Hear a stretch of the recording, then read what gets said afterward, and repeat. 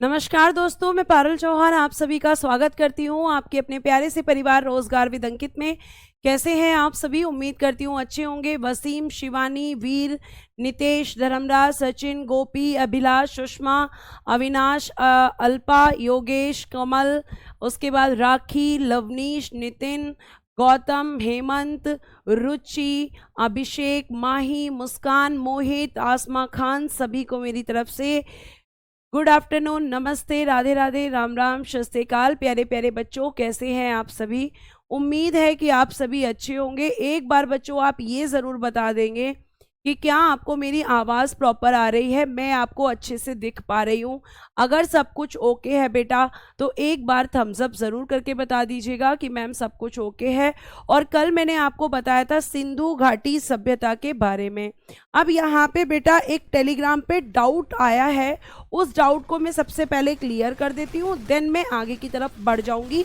और मुझे आज आपको सिंधु घाटी सभ्यता की जो साइट्स हैं, जो उसके स्थल हैं, उनके बारे में आज मुझे आपको बताना है। और वो डाउट है आपका, देखो मैं बताती हूँ अभी, ठीक है। वो डाउट मैंने स्क्रीनशॉट लेकर रखा है। और डाउट बेटा आपका जो पूछा गया है, एक मिनट देंगे बस मुझे, वो पूछा गया है आपका राखी गढ़ी को लेकर। बहुत सारे बच्चे मैं अभी आपका वो डाउट क्लियर कर देती हूँ, ठीक है। जैसे बेटा अगर मैं आपसे बात करती हूँ आपके डाउट को लेकर, तो आपका कहना है कि मैम राखी गढ़ी, ठीक है। कुछ बच्चों ने आरपीएफ एसआई में मुझसे पढ़ा है। राखी गढ़ी जो बेटा जी आपका कहाँ पर पड़ता है, तो आप कहोगे मैम हरियाणा के अंदर। ये मैंने आपको बताया था, जो कि सिंधु घाटी सभ्यता का। वॉइस वफरिंग हो रही है मैम, वॉइस प्रॉब्लम है।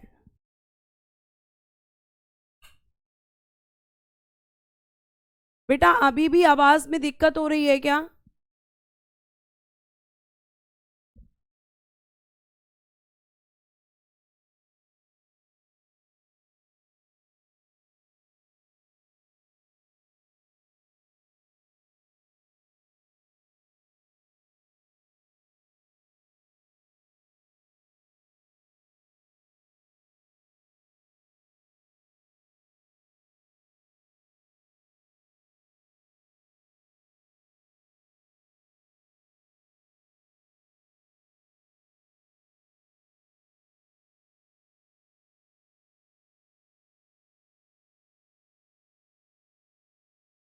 बेटा अभी आवाज ठीक है या नहीं, ये बताना जल्दी।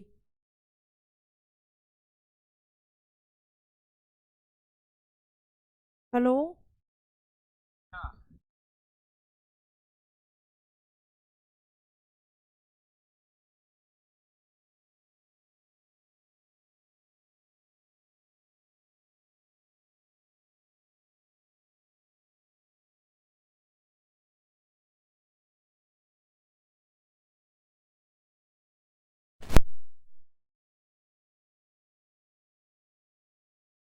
अभी ठीक है, चलिए अगर ठीक है बच्चे तो फिर हम यहाँ पर आगे चल देते हैं, ठीक है। अगर अभी ठीक है तो फिर प्यारे बच्चे आगे पढ़ लेते हैं।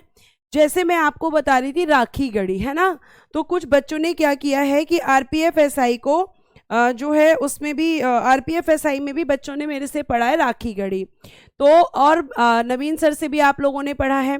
तो आपने बोला कि मैम राखी गढ़ी की जो खोज की गई थी ना, वो 1963 में की गई थी। बिल्कुल सही बात है, बिल्कुल भी गलत बात नहीं है। लेकिन अगर हम आपसे बोल रहे हैं कि मैम आपने तो लेकिन लिखवाया है कि राखी गढ़ी की खोज 1969 में हुई थी, बेटा राखी गढ़ी की खुदाई 1969 में हुई थी। कोई भी चीज़ गलत नहीं है।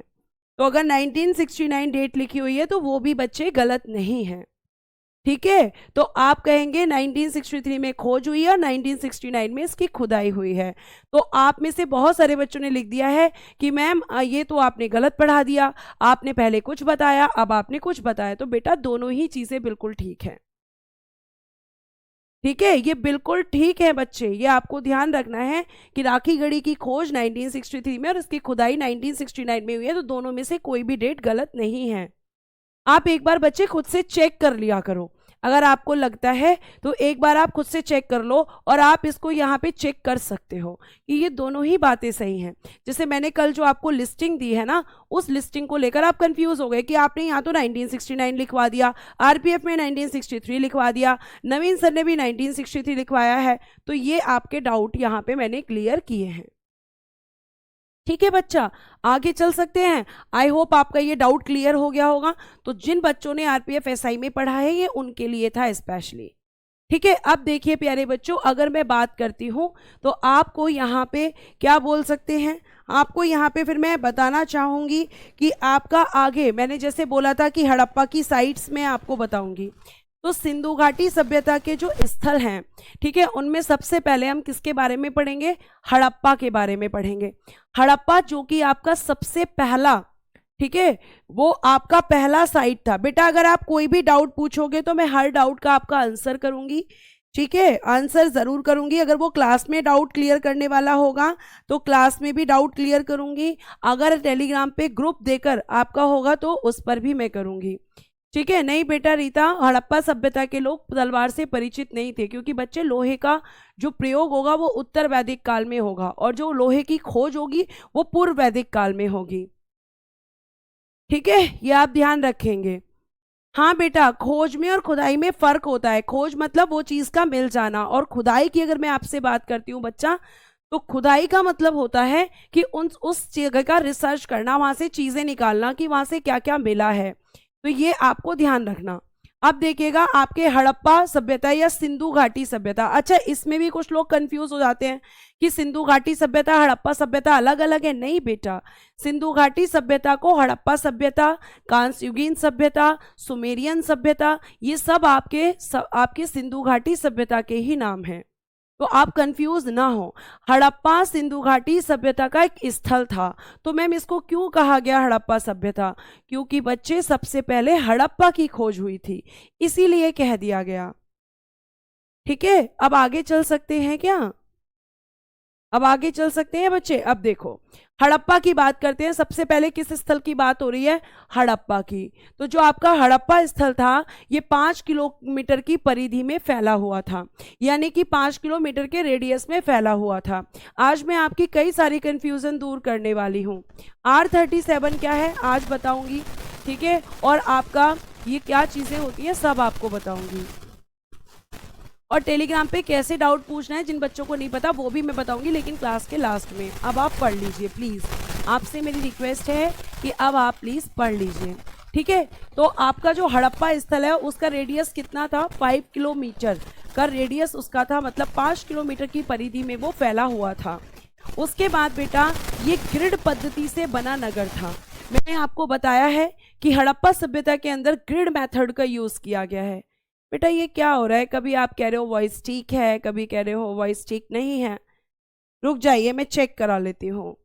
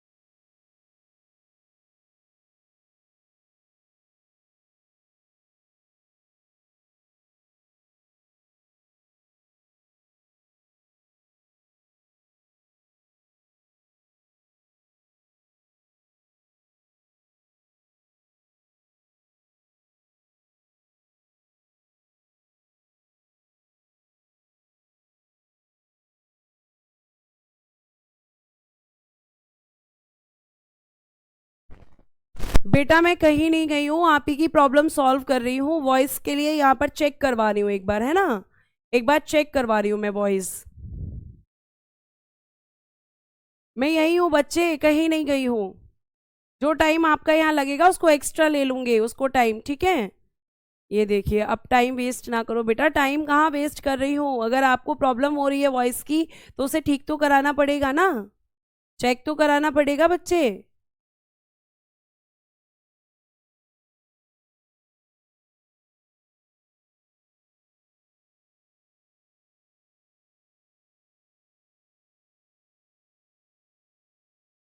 अभी आवाज ठीक है?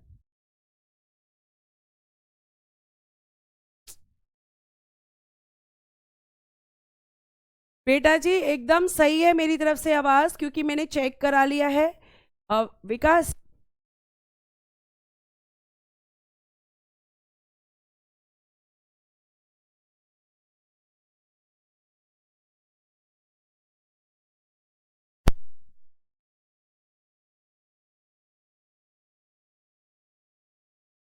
ठीक है, अब ठीक है, पढ़ लें।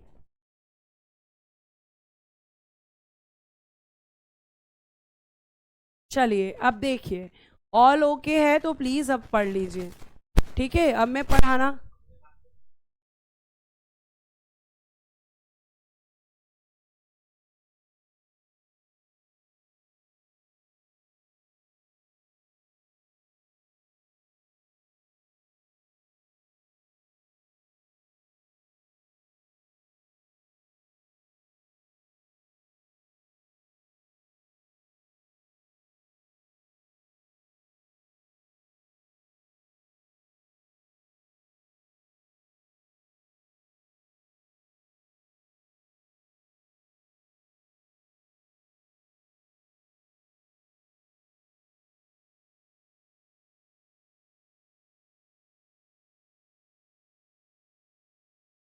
ठीक है बेटा, ठीक है। चलिए अब स्टार्ट करते हैं। अगर वॉइस ओके है, सब कुछ ठीक है, तो अब प्लीज अब आप कमेंट ना, ठीक है। अब आप यहाँ पे, चलिए स्टार्ट कर लेते हैं। तो मैं आपको हड़प्पा पढ़ा रही थी। हड़प्पा नगर मैंने आपको बताया था कि इसका रेडियस कितना था, तो रेडियस था बच्चे 5 किलोमीटर का, ठीक है, ये आपको ध्यान रखना है। और उसके बाद अगर मैं बात करती हूँ तो ये ग्रिड पद्धति से बना नगर था आपका, यानी ग्रिड मेथड से बना हुआ था। और ग्रिड मेथड क्या होता है ये मैं बच्चे आपको बता चुकी हूँ, ठीक है। उसके बाद में शव दफनाने के साक्ष्य मिले हैं यहाँ से, मतलब एविडेंस ऑफ ब्यूरियल्स फाउंड। मतलब शव क्या होता है, आपको पता है कि डेड बॉडी जो होती है, डेड बॉडी, ठीक है, कोई भी डेड बॉडी अगर होती है तो दो चीजें होती हैं, एक तो डेड बॉडी को जलाया जाता है या फिर डेड बॉडी को दफना दिया जाता है। तो आपको मैं बता दूं बच्चे कि यहाँ पर डेड बॉडी को दफनाने के साक्ष्य मिले हैं, मतलब उसको जमीन में गाड़ देना जिसको आप कहते हो, ठीक है, जमीन के नीचे दबा देना जिसको आप कहते हो। तो आप ध्यान रखेंगे कि यहाँ पर डेड बॉडी यानी कि शव दफनाने के साक्ष्य मिले हैं। नीरज कुमार बच्चे, मैंने आपको बताया था कि ग्रिड मेथड में कुछ इस तरीके के घर बने हुए होते हैं, ये मैं आपको पहले भी बता चुकी हूँ।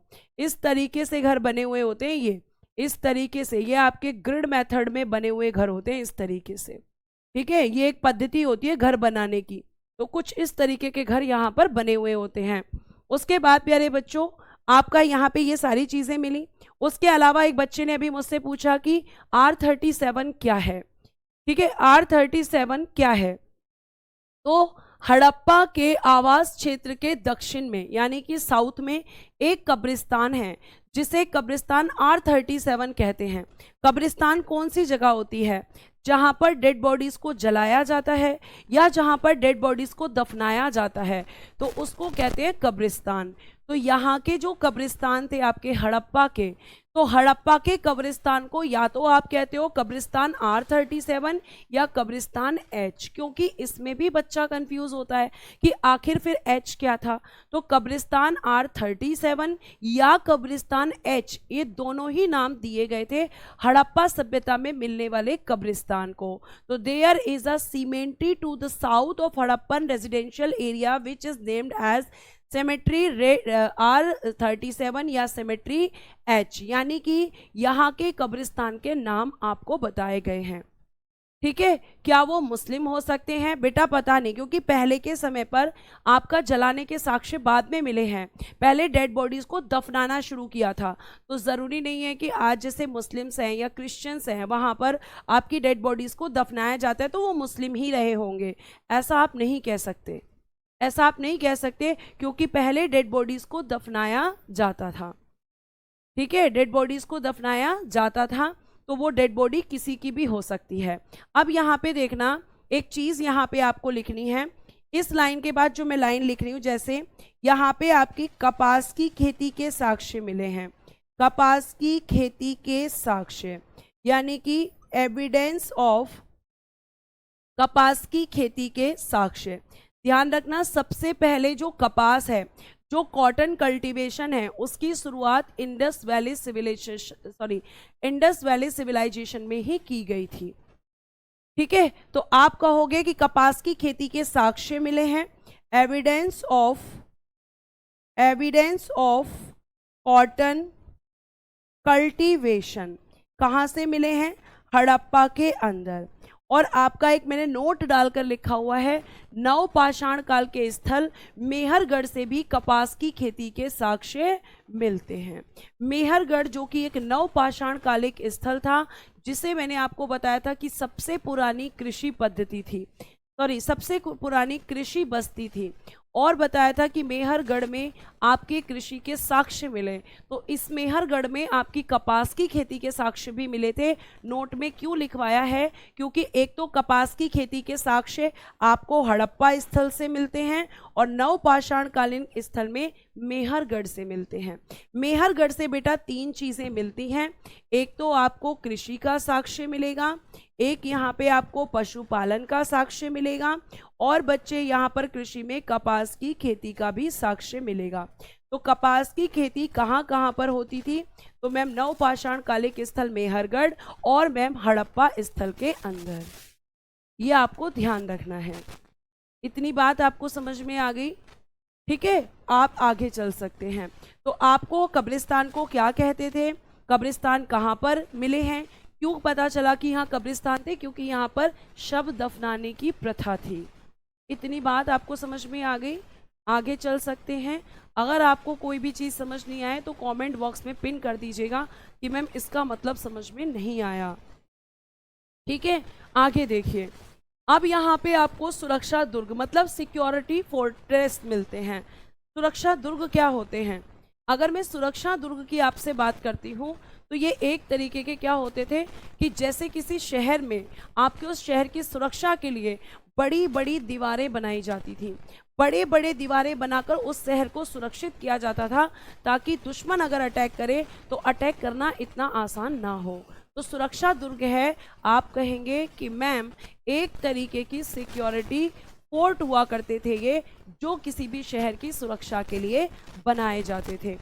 ज़्यादातर सिंधु घाटी सभ्यता में आपको जो सुरक्षा की दीवारें दिखाई देंगी वो आपको कहाँ दिखाई देंगी? जहाँ पे राजा या सरदार रहता था।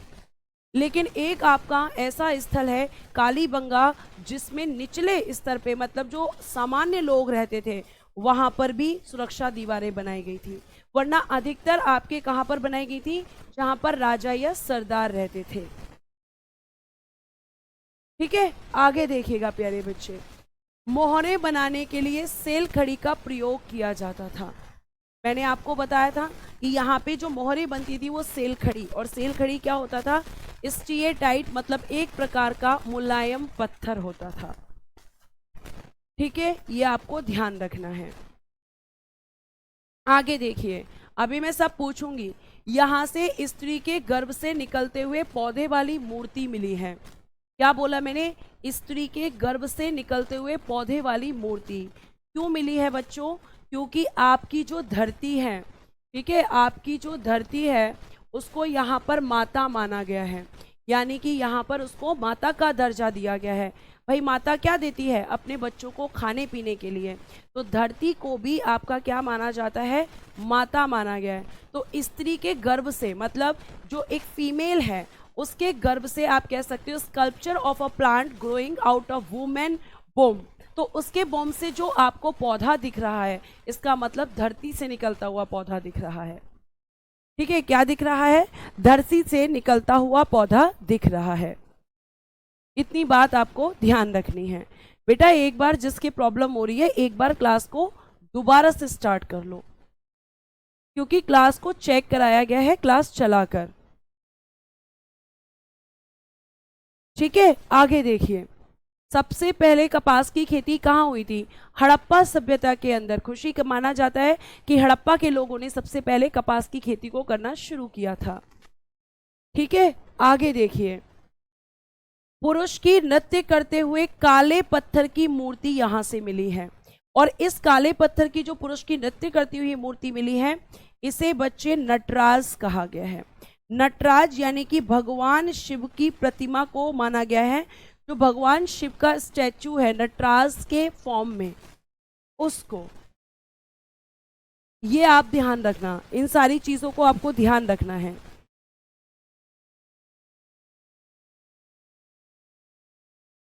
ठीक है, और प्यारे बच्चों, अगर मैं आपसे बात करूं यहाँ पर, तो पुरुष की नृत्य करते हुए मूर्ति ये किस कलर की है? काले पत्थर की है। और यहाँ से एक मूर्ति और मिली है, लाल पत्थर की मानव मूर्ति, यानी black stone statue of dancing man and a red stone human statue.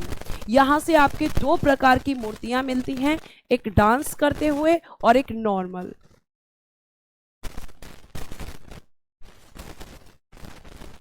ठीक है, ये सारी चीजें आपको ध्यान रखनी है। अब अगर बेटे मैं आपसे यहाँ पे बात करूं, तो ये सब चीजें आपको कहाँ मिलती हैं? हड़प्पा नामक स्थल से। उसके अलावा बच्चों यहाँ से गेहूं तथा जौ के दाने मिले हैं। ठीक है, ये आपके गेहूं और जौ के दाने, ठीक है, जिन्हें आप बोलते हैं व्हीट एंड बार्ली ग्रेन्स, आप इसको कह सकते हो, ये आपको यहाँ से मिले हैं।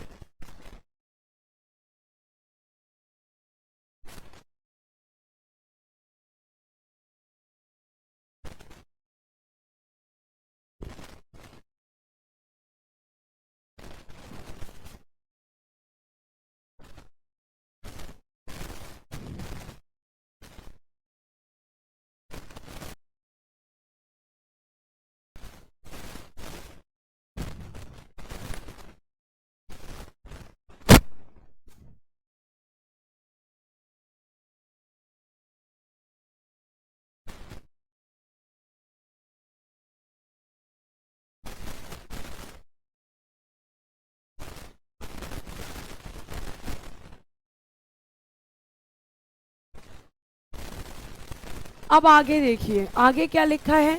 आगे लिखा है कि यहाँ पे शंख का बना बैल मिला है। तो शंख का बना बैल मतलब bull made of shells. Shells समझते हो? शंख समझते हो? जो आपने पूजा के दौरान देखा होगा, जो व्हाइट कलर का होता है। बेटा अभी भी आपको आवाज की प्रॉब्लम हो रही है? क्या दिक्कत हो रही है? समझ में नहीं आ रहा आज।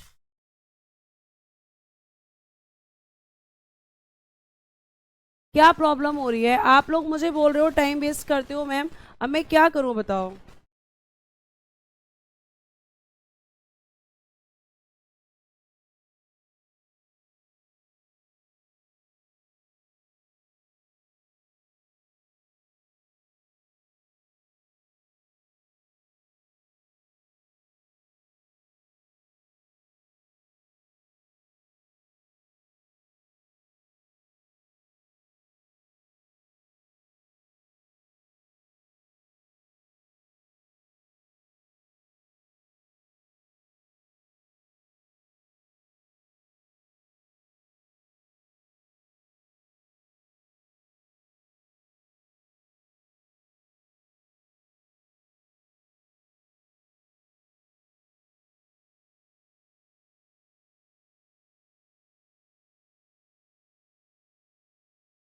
चलिए, अब यहाँ पे आपको क्या मिला?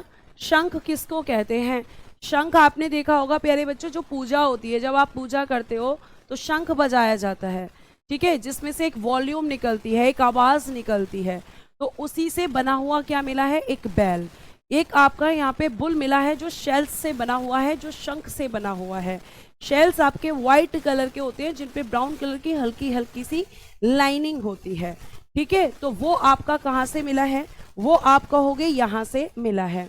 उसके बाद प्यारे बच्चे, हड़प्पा से आपका क्या क्या मिला? आपको मैंने ये सारी चीजें बताई। अब मैं आपको बताऊंगी कि मोहनजोदड़ो की अगर हम बात करते हैं तो आप में से बहुत सारे बच्चों ने ये कहा कि मैम आपने बताया है कि मोहनजोदड़ो सबसे बड़ा नगर था। मैं अभी भी यही बोलूंगी कि भारतीय उपमहाद्वीप के अंदर आपका सबसे बड़ा, एक मिनट रुक जाइए, मैं आपको अब एप्लीकेशन पर ही क्लास चला के दिखा देती हूँ, ठीक है, क्योंकि आप लोग मुझे पढ़ाने नहीं देंगे इस तरीके से, और नहीं तो फिर मेरे पास एक ही सॉल्यूशन है कि मैं आपके कमेंट्स को इग्नोर करूं। हाँ विकास,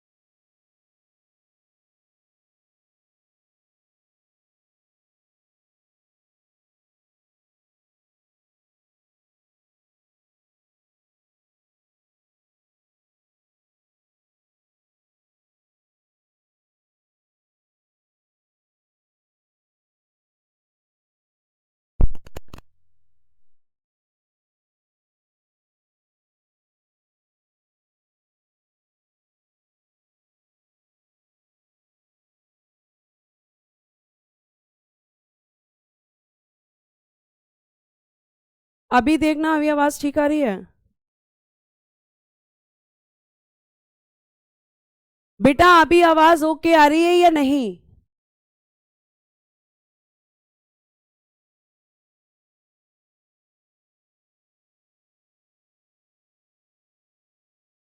अभी ठीक आ रही है ना आवाज? अब पढ़ लीजिए। अभी मैंने देखो यहाँ पे चेक कराई है आवाज, अब ठीक है। ठीक है, अब पढ़ लीजिए प्लीज बेटा। बहुत चलिए, चेक करा चुकी हूं मैं, अब आप पढ़ लीजिए, प्लीज पढ़ लीजिए, आपसे रिक्वेस्ट है मेरी कि प्लीज पढ़ लीजिए। ठीक है, आगे देखिए प्यारे बच्चों, आपका अगला नगर है मोहनजोदाड़ो, और ये आपको मैं बता दूं तो भारतीय उपमहाद्वीप में, ठीक है, भारतीय उपमहाद्वीप, महाद्वीप की बात कर रही हूं, पूरे महाद्वीप की, भारतीय उपमहाद्वीप में हड़प्पा सभ्यता का सबसे बड़ा नगर है। हड़प्पा सभ्यता का सबसे बड़ा नगर,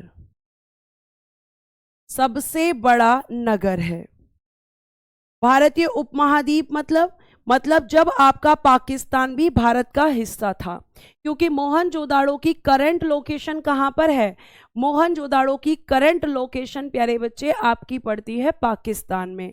और मैं आपको बता दूं कि आप कंफ्यूज नहीं होइएगा, लेकिन भारत में कौन सा है? भारत में सबसे बड़ा नगर राखीगढ़ी है। भारत में सबसे बड़ा कौन सा है? राखीगढ़ी है। तो ये आप बच्चे हमेशा ध्यान रखेंगे कि भारत में सबसे बड़ा नगर राखीगढ़ी। लेकिन भारतीय उपमहाद्वीप के अंदर जब आपका पाकिस्तान भी भारत का हिस्सा था, उस समय पर मोहनजोदाड़ो आपका सबसे बड़ा नगर था। ठीक है, और सिंधी भाषा में इसका अर्थ क्या होता है? मृतकों का टीला। ये क्वेश्चन आपके प्रीवियस ईयर में पूछा गया क्वेश्चन है कि मोहनजोदाड़ो का अर्थ क्या होता है, मीनिंग ऑफ मोहनजोदाड़ो। तो आपका माउंड ऑफ द डेड, मृतकों का टीला प्यारे बच्चे इसको कहा जाता है। ठीक है, और इसे क्या कहते हैं? इसे सिंध का बाग यानी सिंधु घाटी का बगीचा, garden of Indus valley civilisation किसको कहा जाता है? आप कहेंगे मोहनजोदाड़ो को। इसे रेगिस्तान का बगीचा कहते हैं, इसे स्तूपों का शहर कहते हैं। मैम स्तूप क्या होता है? मैम स्तूप किसको कहते हैं? तो प्यारे बच्चे, एक गोल कलर की शेप में आपकी एक इस तरीके से टीले बने होते हैं, और इनके नीचे किसी की डेड बॉडी हो सकती है। इनके नीचे जो है आपके किसी के, जैसे भगवान बुद्ध हैं, तो भगवान बुद्ध की बहुत सारी चीज़ें, जैसे उनकी स्लीपर्स हैं या फिर उनके दांत हैं, मतलब टीथ हैं, उनको भी दफनाया गया है अलग अलग जगह पर, और उसके ऊपर ये गोलाकार शेप बनाई गई है। मतलब आपका गोलाकार तरीके का ये स्तूप होता है, और ये आपके अधिकतर मिट्टी के शेप दिए जाते थे, मिट्टी से। ठीक है, मिट्टी से दिक्कत होती थी बेटा, मिट्टी से ये बने हुए होते थे, मिट्टी से शेप दी जाती थी इनको, इस शेप में ये बने हुए होते थे स्तूप, और इनके नीचे किसी के डेड बॉडीज हो सकती थी। तो स्तूपों का शहर भी इसको कहा जाता है, ये आप हमेशा ध्यान रखेंगे। ठीक है, उसके बाद प्यारे बच्चों अब यहां पे बात आती है कि मैम सर्वाधिक जनसंख्या मतलब मैक्सिमम पॉपुलेशन कहां पर थी, हाईएस्ट पॉपुलेशन कहां पर थी। तो आप कहोगे कि जो हाईएस्ट पॉपुलेशन थी वो आपकी मोहनजोदाड़ो। जैसे अगर मैं आज बोलूं कि आपके भारत में 28 राज्य हैं, तो 28 में से सबसे ज्यादा पॉपुलेशन किसकी है, आप कहोगे यूपी की, यूपी में सबसे ज्यादा जनसंख्या है। इसी तरीके से मोहनजोदाड़ो में सबसे ज्यादा जनसंख्या थी। ठीक है, और उसके बाद प्यारे बच्चे यहां पर मिला है विशाल स्नानागार, और ये विशाल स्नानागार किसके लिए बनाया गया था, ग्रेट बाथ। और आपको बता दूं कि इस ग्रेट बाथ के अंदर सीढ़ियां लगी हुई थी दोनों तरफ, आपको अंदर जाने के लिए और बाहर आने के लिए। जैसे आज के टाइम पे आप स्विमिंग पूल देखते हो, तो स्विमिंग पूल में आप अंदर कैसे जाते हो, बाय स्टेयर्स जाते हैं मैम, सीढ़ियों के द्वारा हम उसके अंदर जाते हैं और उसी से हम बाहर निकलते हैं। तो यहाँ पर एक ग्रेट बाथ मिला हुआ है, तो वो ग्रेट बाथ आपका जो है वो आपका उसमें दोनों तरफ से सीढ़ियां थी और धार्मिक उद्देश्यों के लिए स्नान हेतु निर्मित किया गया था। मतलब इसमें स्नान किया जाता था built for bathing for religious purpose. जैसे आप गंगा में स्नान करते हो, क्यों, क्योंकि आप उसको अपने धर्म से जोड़ते हो उस स्नान को, इसलिए। ठीक है, ये आपको ध्यान रखना है। आगे चल सकते हैं, तो आपका विशाल स्नानागार यहां से मिला है।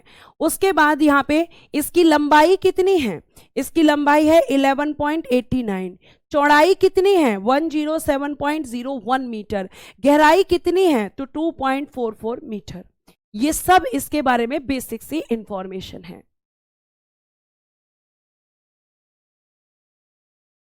ठीक है, इतनी बात आपको ध्यान रखनी है। आगे चलिए, आगे बच्चे अगर मैं आपसे बात करती हूं तो यहां से और क्या मिला है, आप सोच भी नहीं सकते कि इस टाइम पर वाटर प्रूफिंग के साक्ष्य मिले हैं, और ये विश्व में पहला उदाहरण था evidence of water proofing. Water proof bag आते हैं मैम, आते हैं, वाटर प्रूफ कपड़े आते हैं, जिसे आप कहते हो रेन कोट। तो इस टाइम पर घरों में वाटर प्रूफिंग के साक्ष्य मिले हैं, मतलब घरों में सीलन ना आए, घरों में पानी जो है वो जमा ना हो, उसके लिए वाटर प्रूफिंग के एविडेंस आपको मिलते हैं। और वाटर प्रूफिंग का पूरे वर्ल्ड में सबसे पहला जो आपका एविडेंस मिला वो मोहनजोदाड़ो से ही मिला है। वो कहां से मिला है, मोहनजोदाड़ो से मिला है।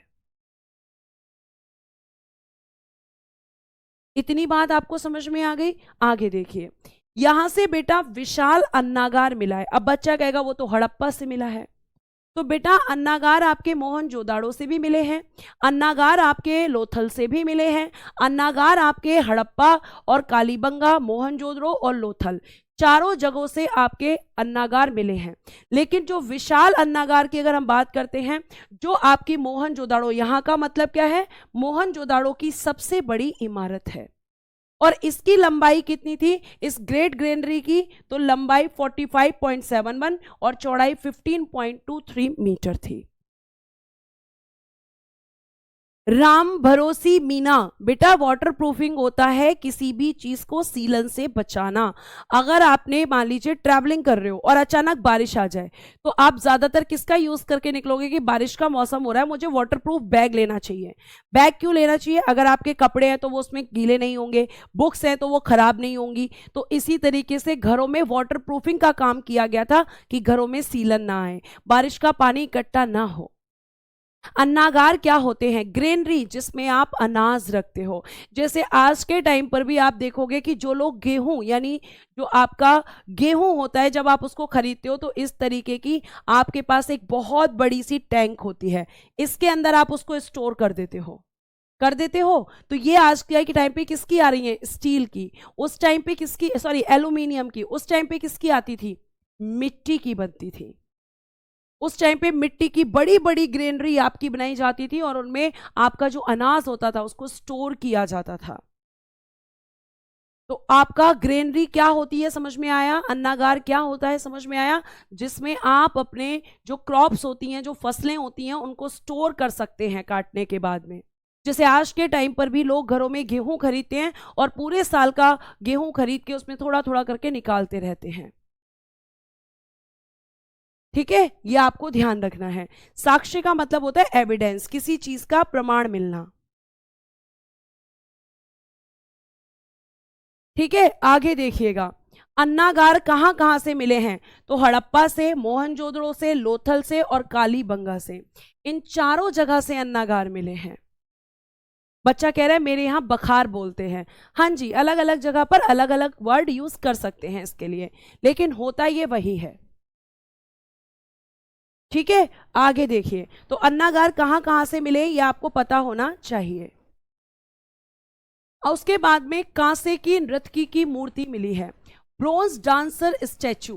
कांसे की नृत्यकी की मूर्ति सबसे ज्यादा क्वेश्चन पूछा जाता है और बच्चा कंफ्यूज हो जाता है। बेटा ध्यान रखिएगा, कांसे की नृत्यकी की मूर्ति मोहनजोदाड़ो से मिली है, जबकि पत्थर की नृत्य करती हुई मूर्ति नटराज की हड़प्पा से मिली है। ठीक है, ये आपको ध्यान रखना है। उसके अलावा पशुपतिनाथ जी, जिनकी तुलना शिव से की गई है, उनकी मूर्ति मिली है, पशुपतिनाथ जी की मूर्ति मिली है। और आपको बता दूं, यहां से सूती कपड़ा यानी कॉटन क्लॉथ्स मिला है, और ये कॉटन क्लॉथ्स पता है कहां पर मिला है, चांदी के बर्तन में, चांदी के बर्तन में लिपटा हुआ मिला है आपका कॉटन क्लॉथ मोहनजोदाड़ो के अंदर। तभी इसी से हमने अंदाजा लगाया कि यहां के लोग कैसे कपड़े पहनते होंगे, सूती वस्त्र पहनते होंगे। तो पशुपतिनाथ की मूर्ति मिलती है, कांसे की नृत्यकी की मूर्ति मिलती है, सूती कपड़ा प्यारे बच्चे यहाँ से मिलता है, अन्नागार यहाँ से मिलता है, विशाल स्नानागार यहाँ से मिलता है। ठीक है, और यहाँ से आपके पशुपतिनाथ की मूर्ति मिलती है। यहीं से अगर मैं आपसे बात करती हूँ तो वाटर प्रूफिंग के साक्ष्य मिलते हैं। आगे आ जाइए, यहाँ से ही मोहनजोदाड़ो से आपको 20 स्तंभों वाला भवन मिलता है, बिल्डिंग विद 20 पिलर्स, मतलब ऐसी भी बिल्डिंग्स मिली हैं जिनमें 20 पिलर्स लगे हुए थे। पिलर्स समझते हो, खंबे, स्तंभ जिसको हम बोलते हैं, पिलर्स यानी खंबे जिसको आप कई बार बोल देते हो। तो आप कहोगे कि मैम 20 स्तंभों वाला क्या मिला है, भवन मिला है।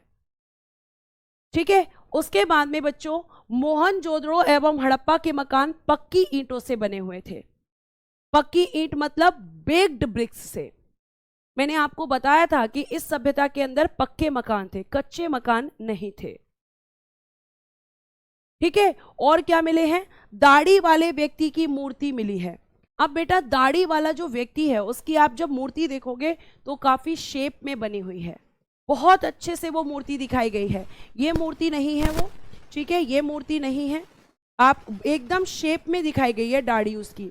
और इसीलिए क्योंकि जब शेप में दाढ़ी दिखाई गई है, इसका मतलब इस टाइम पे नाई हुआ करते होंगे, इस टाइम पे बार्बर हुआ करते होंगे, तभी तो यहाँ पे दाढ़ी मतलब जो बियर्ड आती है उसको इतने शेप से पढ़ाया, इतने शेप में दिखाया गया है।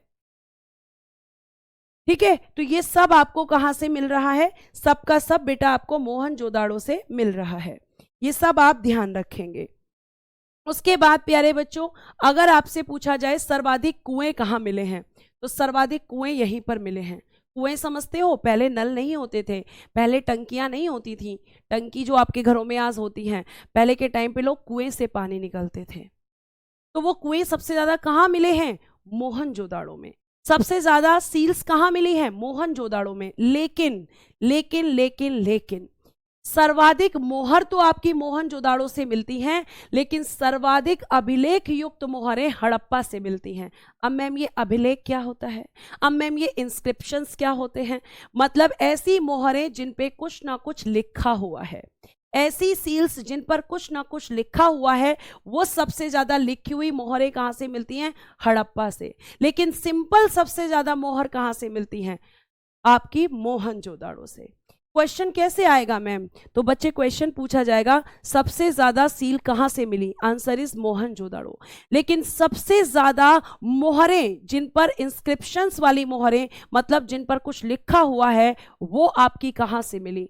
तो वो आपकी हड़प्पा से। ठीक है, पिलर इस टाइम पे लोहे के नहीं होते थे अनीश कुमार जी, लोहे के नहीं थे बच्चे, लोहे का यहां यूज ही नहीं हुआ है। ठीक है, उसके अलावा मोहनजोदाड़ो एवं हड़प्पा को पिगट ने जुड़वा राजधानी कहा है। ये एक स्टेटमेंट है और काफी इंपॉर्टेंट है कि आपके ट्विंस कैपिटल्स किसको कहा जाता है?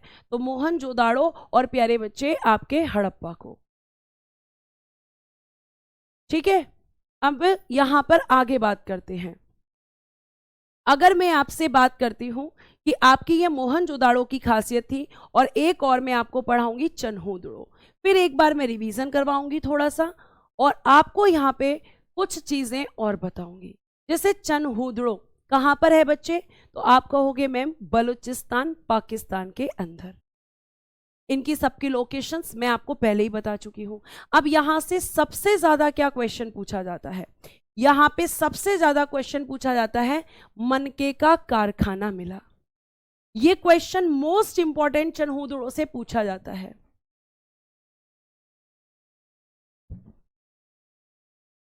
ठीक है, यहां से आपको क्या मिला है? आप कहोगे मैम मनके का कारखाना। मनका क्या होता है मैम? तो बेटा मनका एक प्रकार का मोती हुआ करता था, एक प्रकार का मोती। मोती से क्या करते हो आप? माला बनाते हो, इयररिंग्स बनाते हो, मतलब ज्वेलरी मेकिंग का काम करते थे। तो मन का एक तरीके का मोती होता है जिसका यूज पहले के लोग प्यारे बच्चों अपनी ज्वेलरी बनाने के लिए करते थे। तो उसकी फैक्ट्री कहां से मिली है? आपका मन का चन्होदड़ो से मिलता है, और एक जगह ध्यान रखिएगा सबसे ज्यादा मन का यहीं से मिलता है। इसके अलावा जो आपका मन का है वो आपका लोथल से भी मिलता है। लोथल से भी बेटे मन का आपका मिला है, यहां से भी इसके एविडेंसेस मिले हैं। ठीक है, तो मन का क्या होता है मैम? ज्वेलरी मेकिंग के लिए, यह आपका आभूषण बनाने के लिए काम आता है। ठीक, उसके बाद प्यारे बच्चे हड़प्पा सभ्यता का औद्योगिक केंद्र था, मतलब इंडस्ट्रियल सेंटर आप इसको कह सकते हो। यहां पे कहने का मतलब है कि इंडस्ट्रीज ज्यादा थी, फैक्ट्रीज ज्यादा थी यहां पर। तो आपसे क्वेश्चन पूछा जाएगा industrial centre of Harappa civilisation, answer is Chanhudaro. बेटा इससे आपका यूपीएसआई हो जाएगा, इससे आपका एसएससी हो जाएगा, इससे आपका दिल्ली पुलिस कांस्टेबल हो जाएगा, इससे आपका प्यारे बच्चे दिल्ली पुलिस जो है आपका एसआई का भी आपका हिस्ट्री काम आ जाएगा, बिहार पुलिस एसआई का भी, और आपका बिहार पुलिस कांस्टेबल का भी। ये सब आपके एग्जाम यहां से कवर हो जाएंगे। और आपको अगर यकीन नहीं है तो ईमानदारी से आज जाकर इंडस वैली सिविलाइजेशन के क्वेश्चन लगाना। जो बच्चे लगा रहे हैं ना उनके मेरे पास कमेंट्स भी आ रहे हैं कि पिनेकल के सारे क्वेश्चन सॉल्व हो रहे हैं आपके नोट से। ठीक है, लेकिन वो तभी होगा जब आप मुझे पढ़ाने का मौका देंगे और आप मुझे अच्छे से बोलने का मौका देंगे। अभी बहुत सारे बच्चे, अगर मैं कुछ भी बोलती हूँ तो आप लोग क्या करते हो, मेरी कमी निकाल देते हो, अपनी कमी आप कभी नहीं देखते। ठीक है, टीचर्स में कमी आप निकालते हो कि वो टीचर ऐसा है, वो टीचर ऐसा है, वो टीचर ऐसा नहीं है, उसकी ये बात अच्छी नहीं है। बेटा आपको दूसरों के अंदर कमी निकालने से पहले ये सोचना चाहिए कि हम खुद की कमी कैसे निकालें। आप यकीन नहीं करोगे, ऐसे ऐसे कमेंट्स मेरे सामने अभी सामने आ रहे हैं कि मैं आपको बता भी नहीं सकती कि बच्चे कितनी ज्यादा बदतमीजी कर रहे हैं। आप सोच के देखिए, अब आप यकीन नहीं कर सकते। और उसमें भी कल की टेलीग्राम ग्रुप में आपने इतना बड़ा मैसेज एक बच्चे ने मुझे लिख के भेजा है कि मैम आप में बहुत ज्यादा एटीट्यूड है। ऐसा बच्चे मैंने आपसे क्या कर दिया? आपको पढ़ाने की कोशिश कर रही हूं, आपको मैम पीडीएफ से क्यों पढ़ा रही हूं? पीडीएफ से मैंने 3-4 रीजन आपको दिए। पहला रीजन बाइलिंगुअल क्लास लेनी है, दूसरा रीजन आपको हैंडराइटिंग कहीं कहीं समझ नहीं आती तो भैया कंप्यूटराइज्ड हैंडराइटिंग तो समझ आएगी ही, ये नोट्स तो मेरे ही हैं, बनाती मैं ही हूं इनको। ठीक है, तो आप सोच भी नहीं सकते, ऐसे ऐसे बच्चे हैं यहां पर। और ऐसा नहीं है कि हमें फील नहीं होती हैं चीजें, हमें भी होती हैं कि हम बच्चों के लिए इतना एफर्ट्स लगा रहे हैं और बच्चे फिर भी इस तरह की बातें कर रहे हैं। बहुत अच्छी बात है, आप नवीन सर से प्यार करते हैं, करिए, करना चाहिए, क्योंकि नवीन सर की मैं भी बहुत रिस्पेक्ट करती हूँ, मेरे भी वो भाई हैं। लेकिन इसका मतलब ये नहीं बच्चे कि आप दूसरे टीचर्स की, मैं अपनी नहीं, आप किसी भी टीचर की बात को इग्नोर करें या उसको गलत बात बोलें, तो ये आपकी स्टूडेंट होने के नाते बहुत गलत बात है। क्योंकि टीचर, गुरु सबसे बड़ा दर्जा होता है उसका। अगर आप उसको इज्जत नहीं दे सकते तो आपको बदतमीजी करने का भी अधिकार नहीं है, ये भी आप ध्यान रखिए।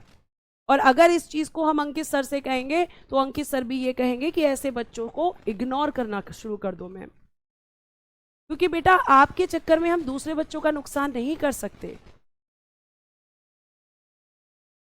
ठीक है, तो अब आपके जो कमेंट्स हैं मैं इग्नोर करूंगी पूरी तरीके से, मेरे पास और कोई सॉल्यूशन नहीं है। आगे आइए, यहां से बच्चे हमें वक्राकार ईंट मिली हैं, कर्व्ड ब्रिक्स। एक यही ऐसी जगह है जहां पर कर्व्ड ब्रिक्स आपको दिखाई देंगी, वक्राकार ईंटें आपको दिखाई देंगी। तो आप इसको ध्यान रखेंगे। यहां से दुर्ग का अस्तित्व नहीं मिला, मतलब यहां पे कोई भी फोर्ट नहीं था, दुर्ग नहीं था, मतलब सुरक्षा की दीवारें नहीं थी।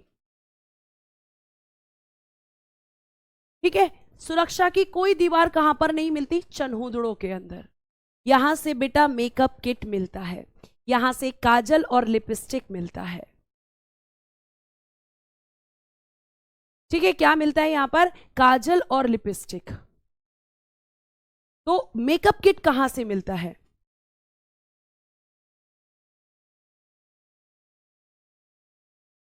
ठीक है, तो आप कहेंगे कि वहां से मिलता है, चन्हूदड़ों से मिलता है। ठीक है, आगे आ जाइए। यहां से एक बड़ी इंटरेस्टिंग चीज मिलती है, इंक पॉट। इंक पॉट बहुत सारे बच्चों ने देखी होगी, अब तो बहुत रेयरली बच्चे दिखती है। ठीक है, अब तो बहुत रेयरली मिलती है।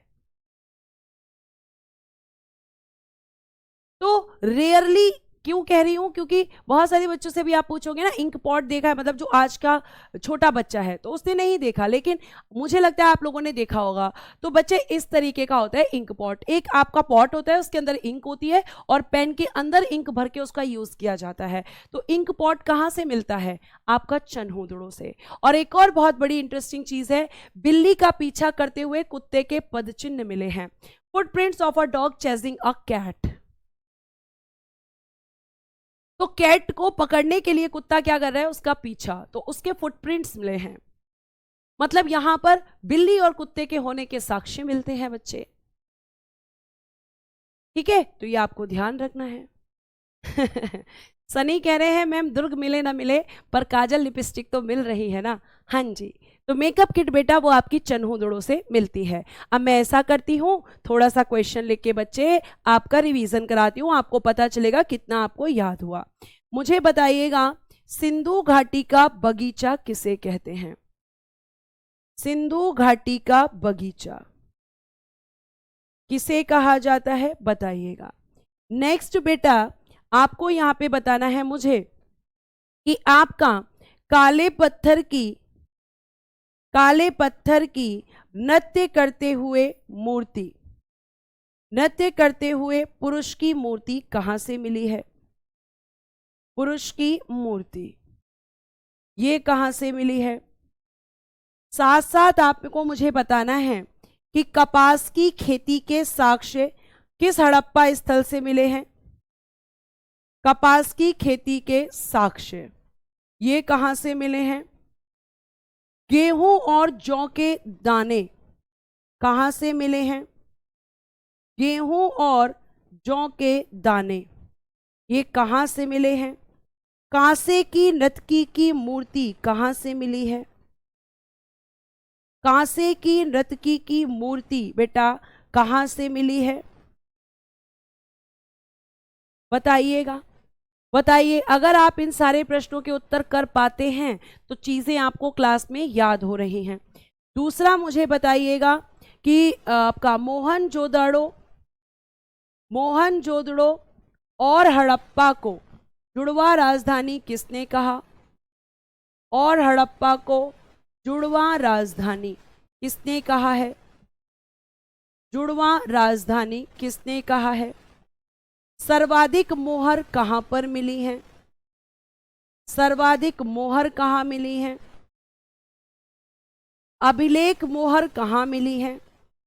अभिलेख मोहर आपकी सर्वाधिक कहां मिली है? उसके अलावा मुझे बताना विशाल स्नानागार कहां मिले हैं? लाल पत्थर की पुरुष की मूर्ति कहां मिली है? लाल पत्थर की पुरुष की मूर्ति ये बच्चे कहां पर मिली है बता दीजिएगा। ठीक है, अब देखिए अगर आप इन प्रश्नों के उत्तर कर पा रहे हैं तो बच्चों एक बार मुझे थम्स अप जरूर भेज देना कि मैम इन सारे प्रश्नों के उत्तर हमें पता है। एक बार और थोड़े से प्रश्न और लिख लेती हूं। जैसे मुझे बताना इंक पॉट कहां मिला है? इंक पॉट कहां मिला है? वाटर प्रूफिंग कहां मिली है? वाटर प्रूफिंग ये कहां मिला है? उसके अलावा बेटा मेकअप किट कहां मिली है? मेकअप किट बता दीजिएगा कहां मिली है। ठीक है, आपके कुत्ते के फुटप्रिंट्स कहां मिले हैं? फुटप्रिंट्स यानी डॉग फुटप्रिंट्स आपको कहां मिले हैं? उसके अलावा बच्चे अगर मैं आपसे पूछूं मनके का कारखाना कहां मिला है? ठीक है, मनके का कारखाना ये कहां मिला है? देखो सारे बच्चे थम्स अप कर रहे हैं क्योंकि बेटा पढ़ाना आपको बिल्कुल ऐसा ही पढ़ाना चाहती हूं मैं कि क्लास में आपको 80% चीजें याद हो जाएं। ठीक है, अब देखिए बच्चे अगर मैं बात करती हूं सिंधु घाटी का बगीचा मैम मोहनजोदड़ो को कहते हैं।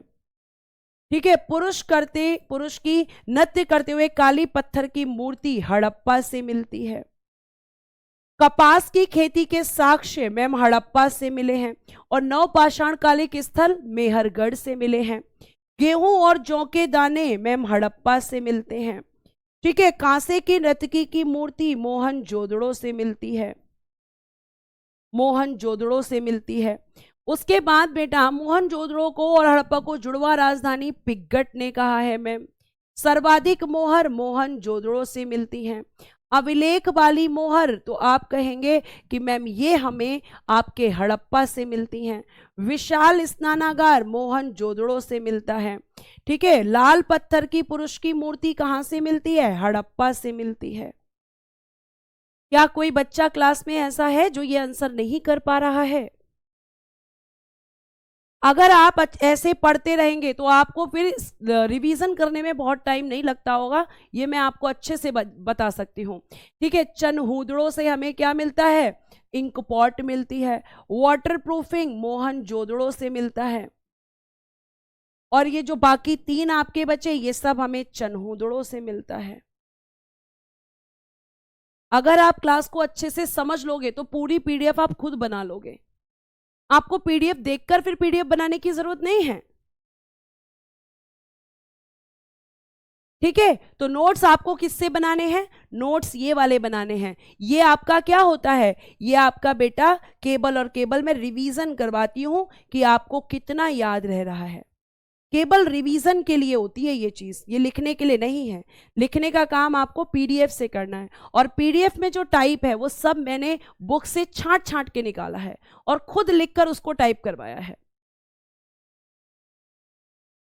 ठीक है, अगर आपको इतनी बात समझ में आ गई तो आप यहां पे आगे चल सकते हैं और अगली आपकी साइट है लोथल।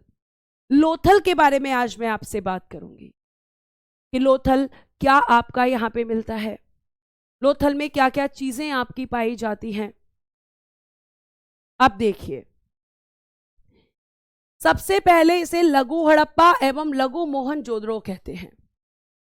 क्यों कहते हैं? क्योंकि उनका छोटा रूप इसको माना जाता है कि ये लघु हड़प्पा है या फिर मैम लघु मोहनजोदड़ो है।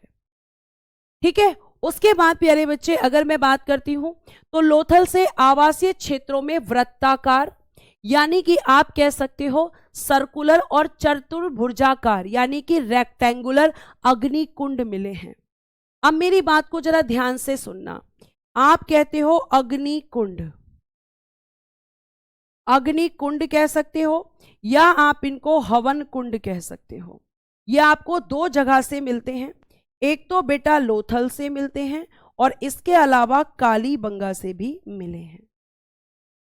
तो ये दो जगह से इनकी चीजें आपको इनके होने का प्रमाण मिलता है कि लोथल से मैम हमें जो आपका लोथल है जहां पर लोग रहते थे, आवासीय क्षेत्र किसको कहते हैं भाई, आपका रेजिडेंशियल एरिया किसको कहते हैं मैम, घरों को कहते हैं। तो लोगों के घरों से हमें क्या मिला है, अग्निकुंड या हवन कुंड आप कुछ भी कह सकते हो, और ये मिले हैं, इसका मतलब क्या है, यहाँ के लोग हवन करते होंगे। ठीक है, यहाँ के लोग क्या करते होंगे, हवन करते होंगे। तो ये लोथल और कालीबंगा दोनों जगह से आपको मिलते हैं, ये भी ध्यान रखिएगा।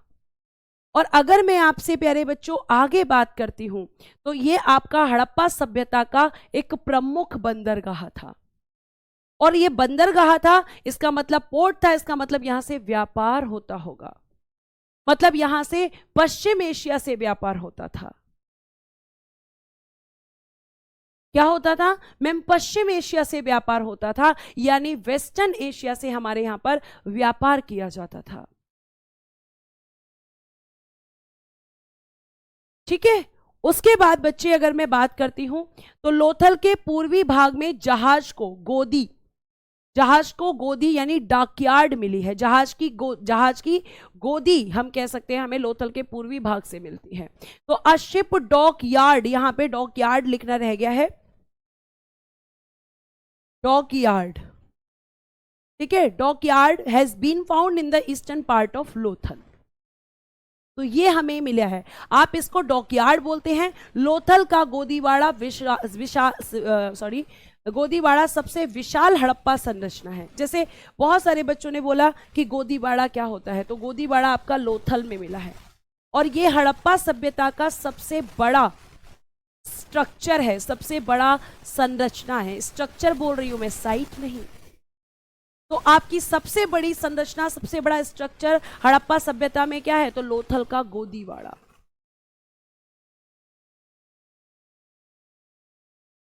ठीक है, ये आप ध्यान रखेंगे। तो ये सारी चीजें आपको कहां से मिल रही हैं मैम, लोथल से मिल रही हैं। उसके बाद देखना बच्चों, आगे अगर मैं आपसे बात करती हूं, हड़प्पा सभ्यता की सबसे बड़ी संरचना क्रमशः लोथल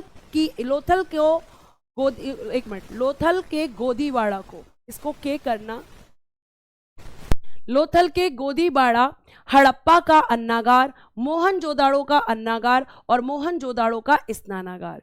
यहां पे मैंने स्ट्रक्चर आपका किस नंबर पे, जैसे सबसे बड़ा स्ट्रक्चर कौन सा है, लोथल का गोदीवाड़ा, उसके बाद हड़प्पा का अन्नागार, उसके बाद मोहनजोदाड़ो का अन्नागार, उसके बाद आपका मोहनजोदाड़ो का स्नानागार। अगर मैं आपसे पूछूंगी कि बताइए हड़प्पा सभ्यता की सबसे बड़ी संरचना कौन सी है, तो आप कहेंगे लोथल का गोदीवाड़ा। मैं कहूंगी दूसरी बताओ, तो आप कहोगे हड़प्पा का अन्नागार। मैं कहूंगी तीसरी बताओ, आप कहोगे मोहनजोदाड़ो का अन्नागार। मैं कहूंगी चौथी बताओ, तो आप कहोगे मोहनजोदाड़ो का स्नानागार। ठीक है, ये सब आपका एक सीक्वेंस में मैंने स्ट्रक्चर लगा दिया, क्योंकि बच्चा कंफ्यूज होता है कि अभी तो आपने बताया कि सबसे बड़ा स्ट्रक्चर मोहनजोदाड़ो का अन्नागार था। वो केवल मोहनजोदाड़ो की सबसे बड़ी इमारत थी, लेकिन पूरी सिंधु घाटी सभ्यता में सबसे बड़ा स्ट्रक्चर लोथल का गोदीवाड़ा है। लेकिन अगर पूछा जाए कि मोहनजोदाड़ो की सबसे बड़ी इमारत, तो बेटा वो अन्नागार है, वहां का अन्नागार। ठीक है, आगे देखिए, यहां से चावल का प्रथम साक्ष्य, कल एक बच्चे ने पूछा था कि बताइए राइस एविडेंस कहां से मिलता है, तो यहां से चावल का साक्ष्य मिला, मतलब यहां से चावल का छिलका हमें प्राप्त हुआ, चावल के दाने हमें यहां से मिले। तो चावल का पहली बार जो एविडेंस मिला वो लोथल से मिला। ठीक है, ये हमें आपका यहां से मिला, इसको लिख लेना बेटा आप बाद में। ठीक है, मैं आपको ये दे दूंगी पीडीएफ। उसके अलावा हमें यहां से फारस की मोहर मिली, मोहर मतलब सील, अब जब हमें यहां से फारस की सील मिली है, इसका मतलब विदेशी व्यापार होता था, क्योंकि जब किसी दूसरे देश से व्यापार हुआ होगा तभी तो सील मिली, तभी तो उसका स्टैंप हमें यहां पर मिला, क्योंकि लोथल तो गुजरात में है, तो विदेशों से व्यापार होता था। खुशबू बेटा इस वाली चीज को आप बाद में लिख लेना, मैं लोथल खत्म कर दूं, उसके बाद फिर आपका क्लास खत्म हो जाएगी। ये एक व्यापारिक नगर था, बिल्कुल ये एक ट्रेडिंग सिटी था, क्योंकि यहां से व्यापार होता था। अभी मैंने आपको बताया, क्योंकि यहां से क्या होता था, व्यापार होता था। यहां से बेटा 3 युगल समाधियां मतलब 3 कपल्स मिले हैं। अब यहां पे जैसे कुछ बच्चों ने मुझे बोला कि मैम यहां से सती प्रथा का साक्ष्य मिलता है, तो देखिए मैंने उसका भी आपका यहां पे सॉल्यूशन दिया है कि किसने कहा। एसआर राव ने इसे सती प्रथा का प्रतीक माना था। एसआर राव के अकॉर्डिंग ऐसा था कि यहां सती प्रथा होती होगी, लेकिन इसका कोई भी ऐसा प्रूफ नहीं मिला कि यहां सती प्रथा थी। कोई इंस्क्रिप्शन, कोई अभिलेख नहीं मिला, केवल एसआर राव ने ऐसा कह दिया। क्योंकि यहां पे कपल टॉम्ब मिले हैं, क्योंकि यहां पे कपल्स टॉम्ब मिले हैं, इस बेस पर उन्होंने ऐसा कह दिया, लेकिन ये कोई यहां पर एग्जैक्ट एविडेंस नहीं मिला कि ये सती प्रथा का ही साक्ष्य है। हो सकता है एक साथ पति पत्नी की मौत हो गई हो, ऐसा भी तो हो सकता है। ठीक है, इसको क्या कहा जाता है, हड़प्पा सभ्यता का मैनचेस्टर। मैनचेस्टर क्यों कहते हैं, क्योंकि सबसे ज्यादा व्यापार यहीं से होता था, क्योंकि मैम सबसे ज्यादा व्यापार यहीं से होता था। घोड़े की लघु, ठीक है, घोड़े की लघु मूर्ति हमें यहां से मिली है। घोड़े की मूर्तियां हमें यहां से मिलती है, मतलब हॉर्सेस का प्रमाण हमें यहां से मिल रहा है, मतलब इस टाइम शायद घोड़े भी होते होंगे। घोड़े भी यहां पे होते होंगे। लास्ट आपकी 2 लाइन और हैं, लिख लीजिएगा। वृत्ताकार चक्की के 2 पार्ट मिले हैं। चक्की क्या होता है मैम, बेटा जी जिससे आप गेहूं पीसते हो। जैसे घरों में आपने पहले देखा होगा कि इस तरीके के 2 पार्ट होते थे ऐसे, ठीक है, इनके बीच में होल होते थे और इनसे एक स्टिक जाती थी और एक के ऊपर एक रख के इसको ऐसे घुमाया जाता था और जो छोटे छोटे छेदन में गेहूं डाला जाता था और फिर पीसा जाता था। ठीक है, उसके बाद यहां से मिट्टी का मम्मी मॉडल मिला है, तो ये सब आपको कहां से मिले हैं, लोथल से मिले हैं। और बेटा जी एक चीज और लिख लीजिएगा लोथल में ही, यहां तो जगह नहीं है लेकिन यहां जगह है, कि यहां से मिट्टी की नाव मिली है, मिट्टी की नाव खिलौने के रूप में, खिलौने के रूप में ये आपकी यहां से मिलती है। अब कल आपको मैं ये चैप्टर खत्म करा दूंगी, कल मैं आपको पढ़ाऊंगी कालीबंगा से, ठीक है, कालीबंगा से मैं आपको बताऊंगी। तो आपका कालीबंगा बचा है, राखी गढ़ी है, रोपड़ है, जो इंपॉर्टेंट है केवल वही, और उसके बाद मैं पहुंच जाऊंगी वैदिक सभ्यता पे। और हो सकता है कि कल मैं आपकी कोई रिवीजन क्लास लगा दूं या आपको वर्कशीट दे दूं, तो एक बार अपना टेलीग्राम ग्रुप जरूर चेक कीजिएगा। अगर मैं रिवीजन क्लास लगवाऊंगी मतलब जितना मैंने पढ़ाया उससे रिलेटेड क्वेश्चंस आपको दे सकती हूँ या फिर खुद भी क्लास करा सकती हूँ, ठीक है। और मैं अब क्लास को धीरे धीरे बच्चे 1:30 1.5 घंटे की कर दूंगी ताकि आपका सिलेबस अच्छे से हो जाए, कंटेंट आपके पास बेस्ट चला जाए और आपका रिवीजन बेहतरीन तरीके से करने का आपको टाइम मिल जाए। अनीश कुमार बेटा उसमें वो नहीं पूछा जाता है, आपको जितना मैंने बताया है उतना ही काफ़ी है, सफिशिएंट है, ठीक है। तो आज के लिए बच्चों धन्यवाद, आपका जो टाइम खराब हुआ था उसको यूटिलाइज किया है मैंने बीच में, ठीक है। तो आज के लिए धन्यवाद, bye bye, take care and good day everyone. जय हिंद, जय भारत, हंसते रहें, मुस्कुराते रहें और हमेशा खुश रहें।